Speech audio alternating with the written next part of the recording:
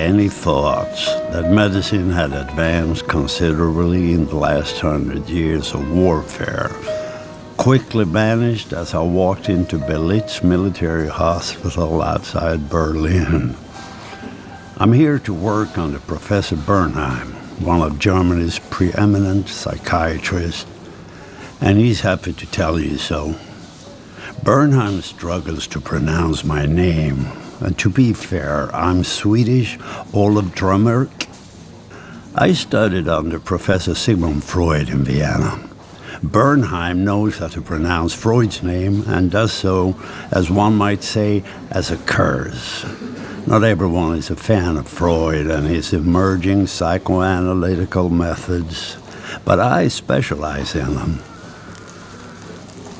Most of the patients in the general ward here have terrible physical wounds. Those in the psychiatric unit are suffering from a newly designated ailment, shell shock. And according to Freud, all these men have severe neurosis leading to organic symptoms. Sound organs refusing function, limbs, tongue, eyes, ears, all unresponsive to incoming stimuli. The shocked brain, were it witness or experience incidents so horrific as to be unbearable, would diverge by converting these blocked-out memories into physical pain or fault in order to render them in a more acceptable form. I sit in my clinical room. There is a knock on the door, and my first patient comes in and hands over his file. Pale, brooding, with a thick brush mustache, he stands at attention while he looks at me. I can feel his eyes boring into me. I read the medical file. Adolf Hitler, corporal, signal runner, 16th Bavarian Reserve Regiment, shrapnel wound to left thigh at Somme, 1916, awarded the Iron Cross, a second class, reposted to a front line after discharge, mustard gas victim at Ypres, 1918, temporary blindness. I'm fit to return.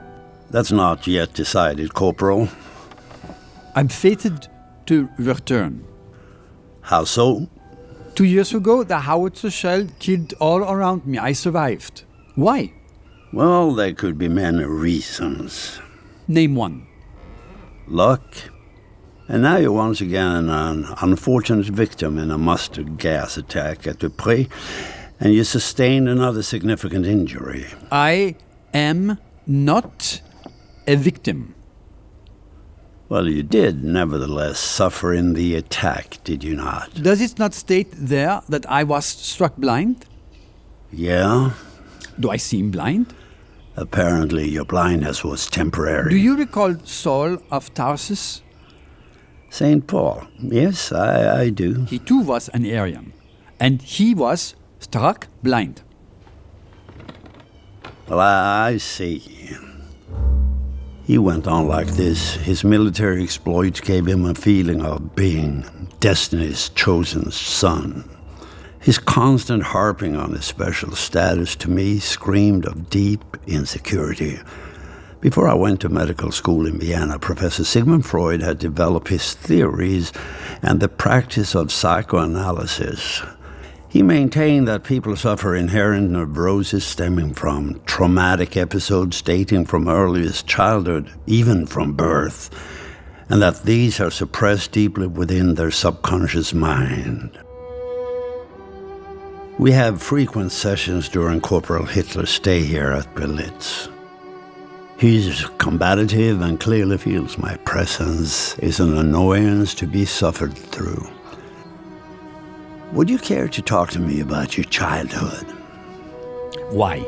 Well, were you happy as a child? My childhood has no pertinence. It could. I wish to be discharged now and return to active duty. Were I beaten and sodomized as a child or lovingly handled with supportive care, neither would change the fact that I am a capable soldier and I belong with my men.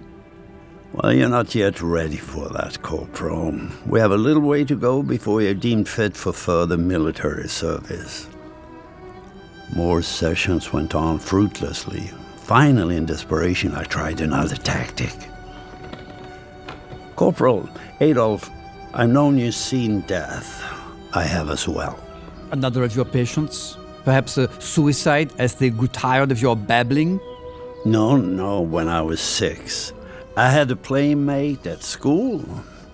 A girl, her name was Elsa. We were at the same age. One wet afternoon, her mother caught the two of us in a woodshed, examining each other. As neither of us had a brother or a sister, it was a unique situation as we discovered the essential difference between boys and girls. What happened? Well, to back up, Elsa did have a brother, but he drowned in a lake when she was just a baby, and her father had died in a shipwreck before she was born. So it was just Elsa, who used to stutter, and a mother who is very, very strict. And that afternoon, when she discovered us, her mother was very angry and threatened to get to my grandfather to cut off my penis with his biggest knife. He and my father are both surgeons. After that, I started to stutter, just like Elsa. Rarely. Well, when under stress. My grandmother said Elsa's family had madness. I asked my father what caused it, and he said men caught sickness from women that led to madness. Venereal disease. My mother said, no, that's wrong. She said Elsa's mother was that way because of her family's misfortune.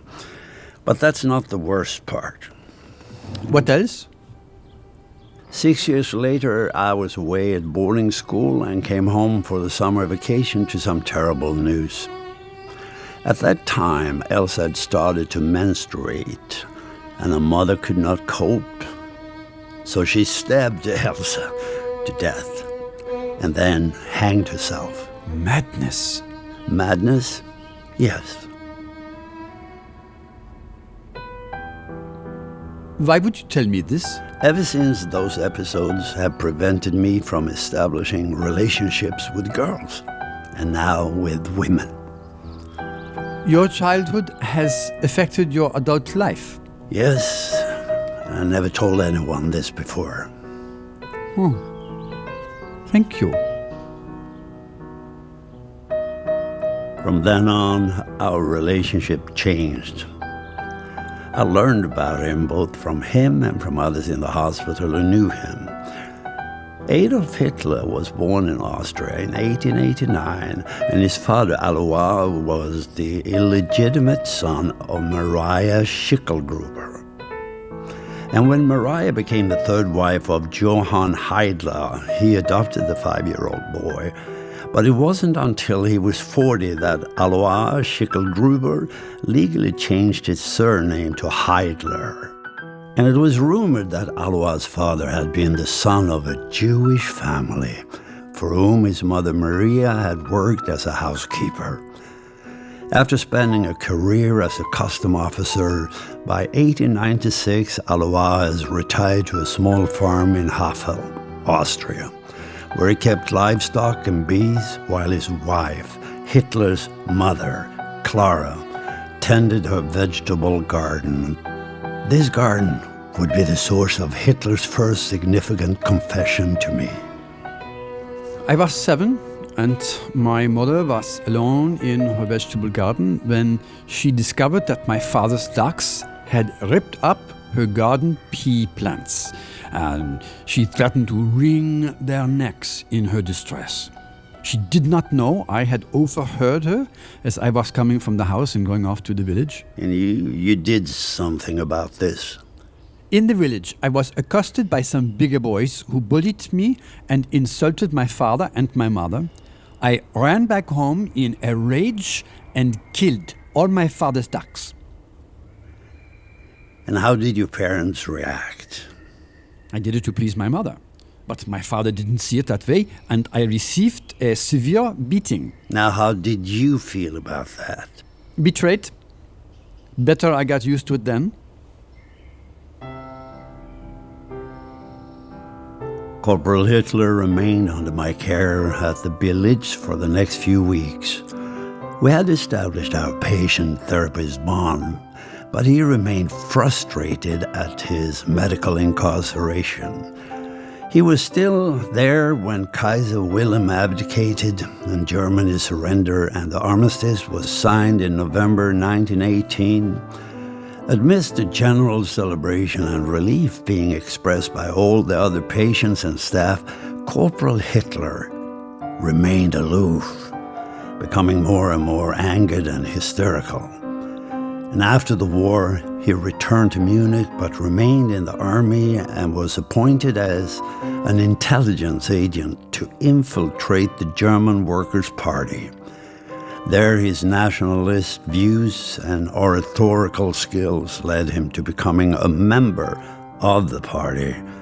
And by 1924, he was the leader of the National Socialist German Workers' Party, known as the Nazi Party. Though I lost track of him as a patient, his name appeared often in the newspapers as his political activities advanced, and I maintained a close interest in him. Then I happened to be spending a night in Munich on my way to Vienna to visit my old mentor. Passing a rowdy beer hall, I heard this unmistakable voice. A meeting was being addressed by my one-time patient, and I decided to go in. Germany did not lose the war. Our army has never lost a battle. I personally can vouch for that. We were betrayed, stabbed in the back by bankers and industrialists in Berlin. I do not recall seeing you here before. As Germans who rise to glory again. Are you a party member? Ourselves completely of the blight among us. Well? No, I'm just passing through Munich on my way to Vienna. I've known Adolf for some years, and I just wanted to come and see him again, in action, so to speak. Would he remember you? I'm sure he will, though he hasn't seen me since he was in Berlin. In that case, I can arrange it. After the meeting, stay here. You must consider joining the party, you know. We need men like you. I'm sure you understand. What a brute.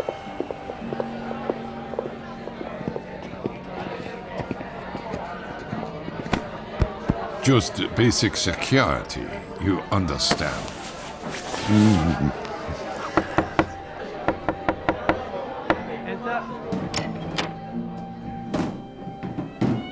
Sei heil, mein Führer. Who is this? He says you and he are old friends. From Berlin. Ah, I see it now. The good doctor. My mind is too preoccupied. Come, Dromyrk. How are you? Sit down. Well, I'm well, thank you. I'm sure you are very busy these days. Indeed, I am. Here. I want you to take that and study it. My book. Oh, Mein Kampf. My struggle?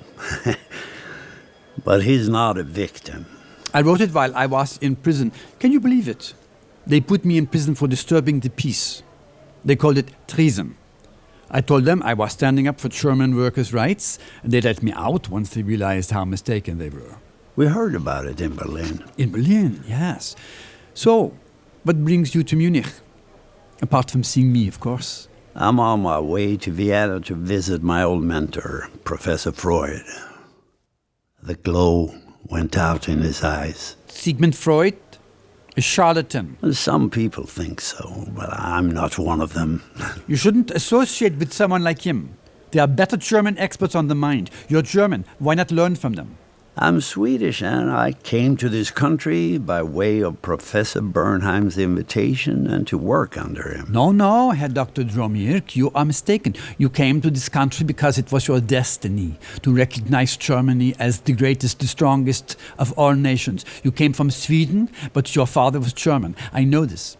Only a German father could have endowed you with the distinct features, blue eyes, blonde hair, strong physique that are destiny's emblem. I'm sorry to disappoint you, but my father is also Swedish. He grinned, but it was a grin that left a cold pit of dread in my stomach. Thank you for the visit, Doctor.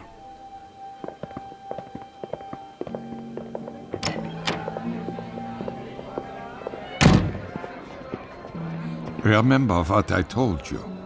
A man like you should join the party. It will stand you in good stead. Mind how you go.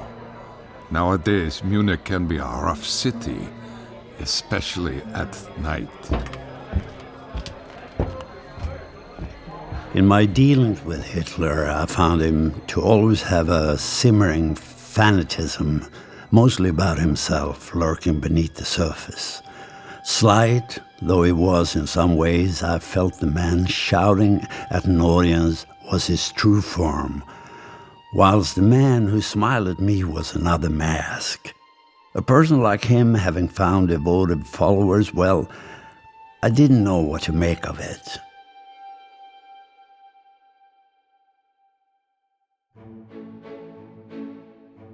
The following day, I traveled to Vienna and visited my old professor. He gave me a concert ticket that he was unable to use. I didn't realize how much that gift was to change my life. As I told Hitler, which I remember with a feeling of violation since boyhood, I had a trouble relating to girls and perhaps even more so to women as I grew older.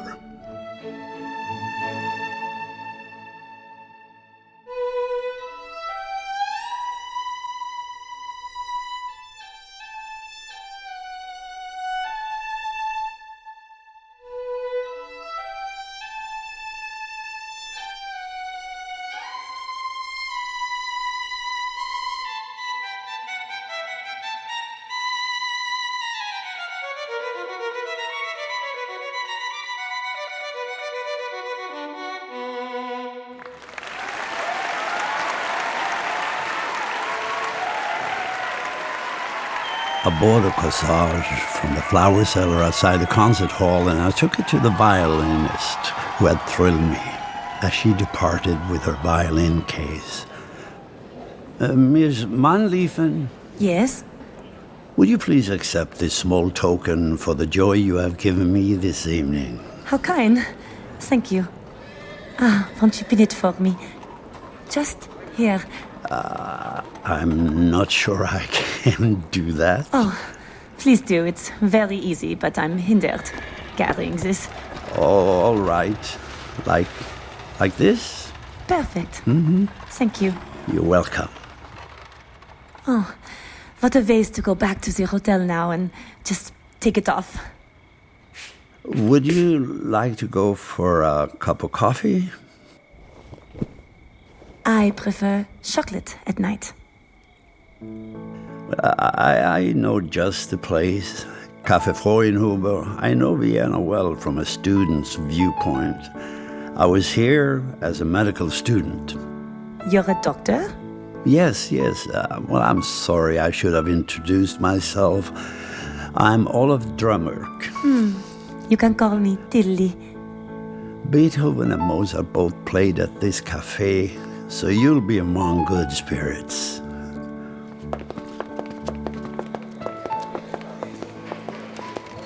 You said you were here as a student. Does that mean you are not here now? I live and work in Berlin. I'm here visiting my old tutor and professor. When did you stop being a student here? In 1916. 9 years. That means you must be... Yeah, 32. much too old for me. I can't tell if you're joking or not. Are you married? No, I seem to be too busy to get into relationships, other than analyzing my patients. Do you always go to concerts alone? I suppose so, yes. Music should be enjoyed in company. Well, I'm usually surrounded by an appreciative audience of strangers. Come, see me again. I'm not a stranger anymore.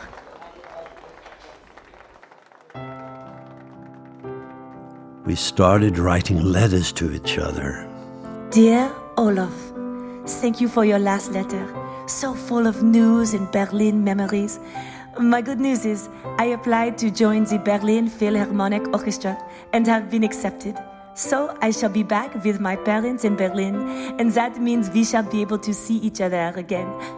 Tilly. As happy as I was that Tilly was coming to Berlin, I felt equally as concerned about the state of the country. Having read Mein Kampf, the book he had given me in Munich, I realized what Hitler was espousing. Then, in 1933, the political ambitious corporal became chancellor and returned to Berlin. The following year, 1934, his stormtroopers purged the Nazi Party during the Night of the Long Knives, murdering all opposing elements in the party. And following President Hindenburg's death in August, Hitler declared himself Führer, Germany's supreme leader. And one day later the same year, I was summoned to Bernheim's office. He explained that having been called in by Hitler's personal physician, Dr. Morell, the previous year, he had been treating the Führer recurring bouts of depression with heavy medication. And he went on to say that Hitler had demanded he send young Dromyrk to see him. So he remembered me, and to my horror, he trusted me. Bernheim furnished me with a strong injectable medication of which he assured me Hitler was in need of. In Bernheim's opinion, Hitler had progressed from a neurotic state to that of a psychotic and was far beyond the reach of my psychotherapy methods. You're not my doctor. I was told you requested me specifically. Whoever told you that was mistaken. You shouldn't be here. Adolf, I am here. We may as well talk, right? You should address me as your Führer. Why did you ask me for a meeting today? I told you. Is there a reason someone might have thought you required my assistance? It must have been explained to you. It was, and I want to hear you say it. You want? It'll help me as your doctor to hear the reason why in your own words. There are times I wish to die. I look at my gun and imagine firing it into my brain.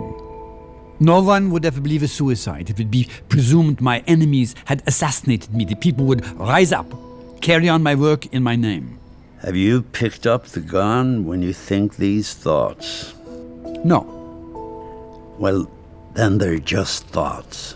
I hold this entire nation, its future within me. The burden and the liars and the traitors surrounding me.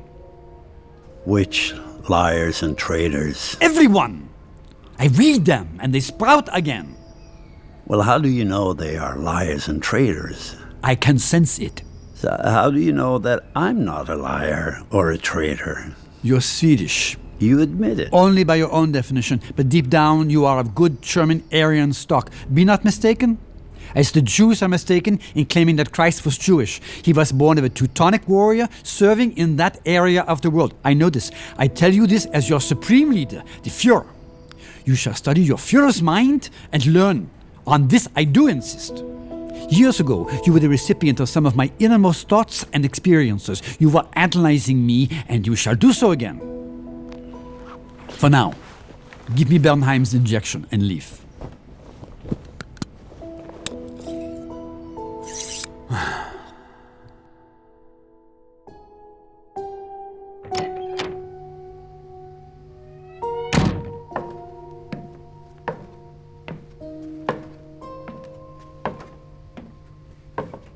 Heil Hitler! Good day, Herr Doctor. So, you have just come from attending the Führer. Officer Krunz, we meet again. Oberster Führer Kranz. You are in a privileged association with our Führer, Herr Doctor. That makes you a most honorable citizen. By becoming a member of our party, you will be doing considerable service.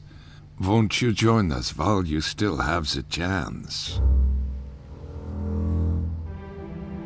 Some days later, Bernheim informed me that I had made quite an impression on the Fuhrer, and that he insisted on seeing me for some further therapy session.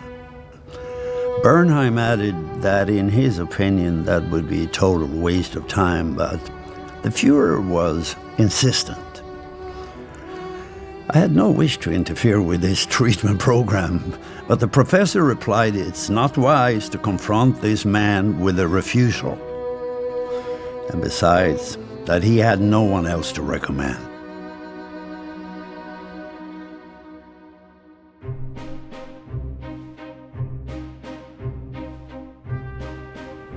If you leave your bishop there, Olaf, my dear, I'll have you checkmate in 2 moves. Oh, what? Oh, yeah. I'm sorry. Let me move it here. That's better. You seem distracted tonight, my darling. Is everything all right? Yes. It's just that I've been assigned a patient that I'd rather not have to deal with again. Someone I would know? Right now, I really can't say.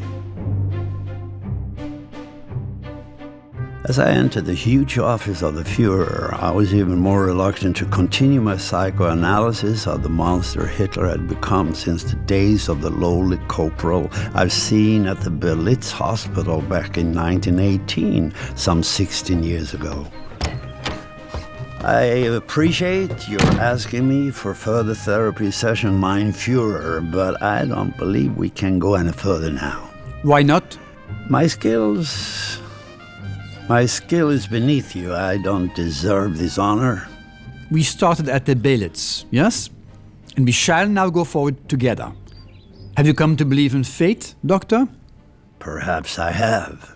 I think you should. Do you truly want help? You tell me the truth. No one else around me does. As long as I live and breathe, we shall be yoked together. You now have a therapy practice of a single client, Dr. Dromyrk.